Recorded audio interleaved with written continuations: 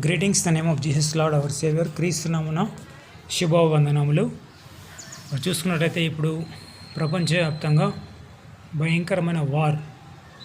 మన జగిత్యాల జిల్లా వాసి ఒకరు పాపం చనిపోయారు గుండెపోటుతో, హార్ట్అటాక్ వచ్చి. తల్లిదండ్రులు, భార్య, పిల్లలు, కుటుంబ సభ్యులు, స్నేహితులు, అలా వాడకట్టువలు, బంధువులు ఎంతో మనోవేదన, దుఃఖం, కన్నీరుతో ఉంటారు. మరి వార్ ఎక్కడి నుంచి వచ్చింది? ఇజ్రాయెల్, ఇరాన్,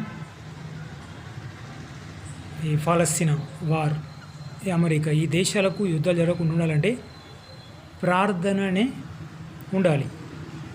పూర్వమందు ఉన్న ప్రవక్తలు, మోషే ప్రవక్త కానీ, యెహోషువ, కాలేబు కానీ వీళ్ళంతా చేసారు, ప్రార్థన చేసి శత్రువును జయించారు. హిజ్కియా రాజులు, పూర్వమున్న రాజులు, హిజ్కియా రాజు, చాలామంది ఇస్రాయేల్ దేశాన్ని పరిపాలిస్తున్న రాజులంతా ఇతర దేశాలను దీవించి వాళ్ళు యుద్ధాలు ఆపుకున్నారు.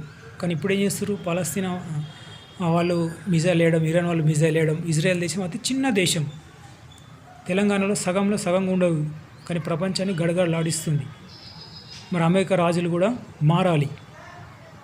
జో బిడెన్ విపరీతమైన మిజైల్ వేస్తే ఆ మిజైళ్లతోటి గాజా, ఇరాన్, లెబనాన్ ఆ దేశాలన్నీ సర్వనాశనం అయిపోయినాయి. మరి ఇప్పుడు ప్రస్తుతం పరిపాలిస్తున్న ట్రంప్ను కూడా దయాగుణం పుట్టించండి ప్రభువా అని ప్రార్థన చేద్దాం.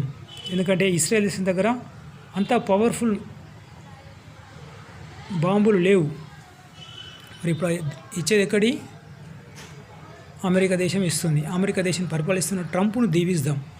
ఎందుకంటే ఆ ట్రంపు దయాగుణం పుట్టించండి ప్రభువా. హిజ్కియా రాజు లాంటి దయాగుణం పుట్టించండి, మోషే లాంటి దయాగుణం పుట్టించండి. అతడు కూడా ఎంతో పరిపాలిస్తాడు, 50 రాష్ట్రాలు పరిపాలిస్తాడు. విమానాల ప్రయాణాలు, కారు ప్రయాణాలు, ఇంటర్నేషనల్ టూర్స్, మరి ఎంత స్ట్రెస్ ఉంటుంది. కుటుంబ సభ్యులకు, భార్య, పిల్లలకు కేటాయించలేకపోతాడు. ఎందుకంటే చాలా పదవి అంటే అది స్ట్రెస్ బాగుంటుంది, హై రిస్క్. కాబట్టి అతనికి మనం దీవిస్తాం. హైట్రిక్ రావాలి ట్రంప్ గారు, అతనికి దయాగుణం పుట్టించండి.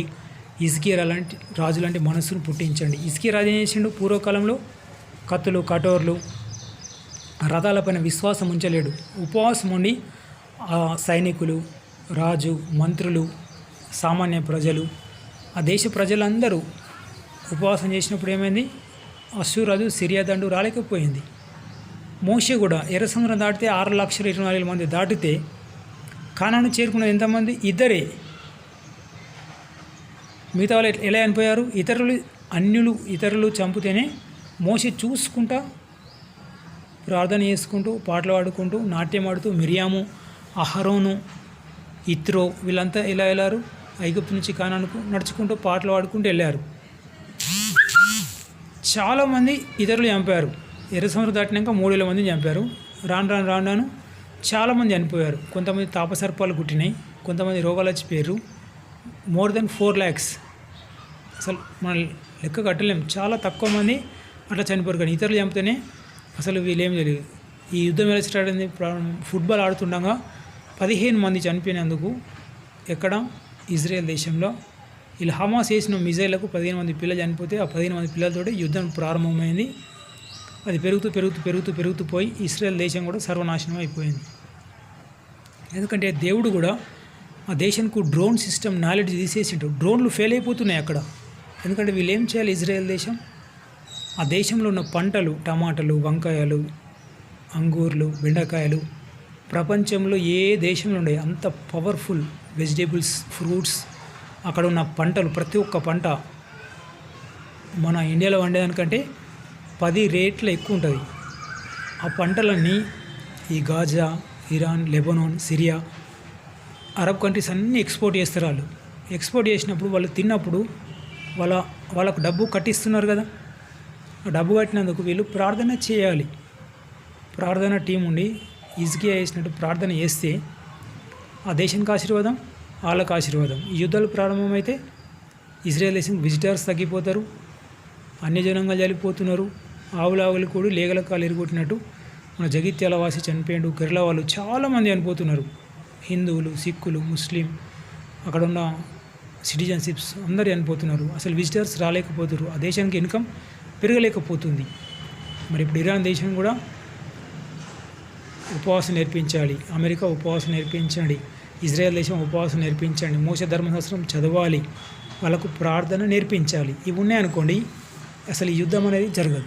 Okay, God bless you, have a nice day. ముఖ్యంగా మన జగిత్యాల జిల్లాకు ట్రైన్స్ ప్రారంభమవుతున్నాయి. జగిత్యాల టు సిద్దిపేట కన్స్ట్రక్షన్ అవుతుంది. మీరందరూ మీ వ్యక్తిగత ప్రార్థనలో జ్ఞాపకం చేసుకోండి. జకరన్పల్లి ఎయిర్పోర్ట్, వరంగల్ ఎయిర్పోర్ట్, అదేవిధంగా చందుర్తి టు మోత్కురావుపేట రోడ్డు నిర్మాణం, ఈ 3 విషయాలు ఫ్లైట్, ట్రైన్, బస్ ఇవి అతి తొందరగా ప్రారంభం కావాలని ప్రేయర్లో జ్ఞాపకం చేసుకోండి. యోబు ఇతరుల క్షేమం కోసం ప్రార్థన చేసినప్పుడు యోబును 2 ఆశీర్వదించాడు. Okay, God bless you, have a nice day.